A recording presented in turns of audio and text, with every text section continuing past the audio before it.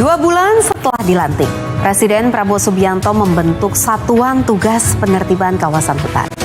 Bukan tim simbolik, bukan kerja di balik meja. Audit demi audit dilakukan.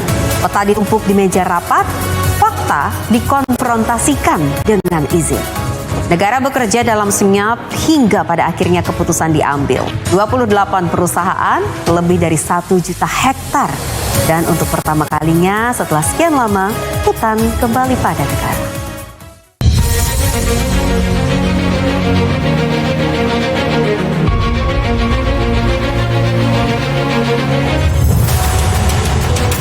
Era pemerintahan Presiden Prabowo Subianto menandai babak baru penegakan hukum di sektor sumber daya alam.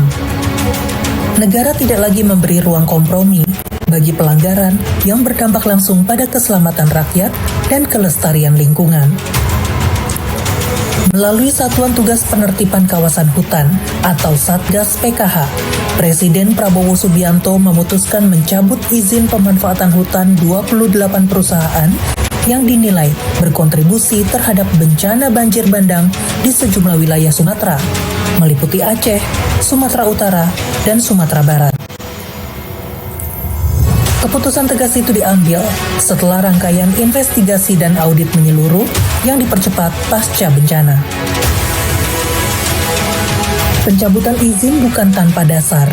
Negara menemukan beragam pelanggaran serius yang dilakukan perusahaan-perusahaan tersebut, mulai dari pelanggaran wilayah hingga pengabaian kewajiban kepada negara. Tidak berhenti di situ, pelanggaran juga menyentuh aspek fiskal yang merugikan negara. Presiden mengambil keputusan untuk mencabut izin 28 perusahaan yang terbukti melakukan pelanggaran.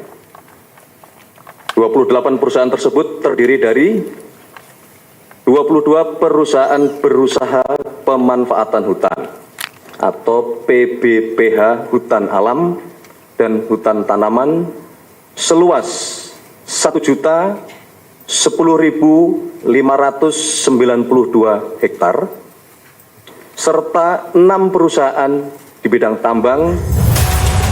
Menurut pemerintah, aktivitas-aktivitas inilah yang memperparah kerusakan kawasan hutan, menghilangkan daya serap alam, dan akhirnya memicu banjir bandang yang menelan kerugian besar bagi masyarakat.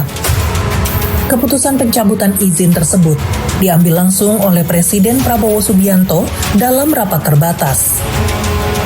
Meski sedang menjalankan agenda kenegaraan di London, Presiden tetap memimpin rapat secara virtual melalui Zoom meeting bersama kementerian, lembaga, dan Satgas PKH.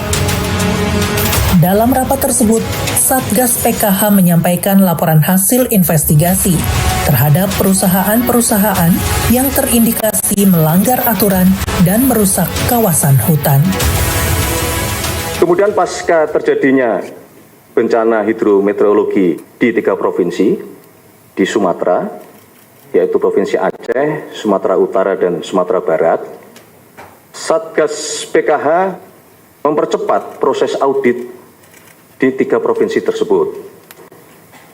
Dan pada hari Senin, 19 Januari 2026 kemarin, dari London, Inggris, melalui Zoom meeting, Bapak Presiden memimpin rapat terbatas bersama kementerian-kementerian dan lembaga, serta Satgas PKH. Di dalam ratas tersebut, Satgas melaporkan kepada Bapak Presiden hasil investigasi terhadap perusahaan-perusahaan yang terindikasi melakukan pelanggaran. Berdasarkan laporan tersebut, Bapak Presiden mengambil keputusan untuk mencabut izin 28 perusahaan yang terbukti melakukan pelanggaran.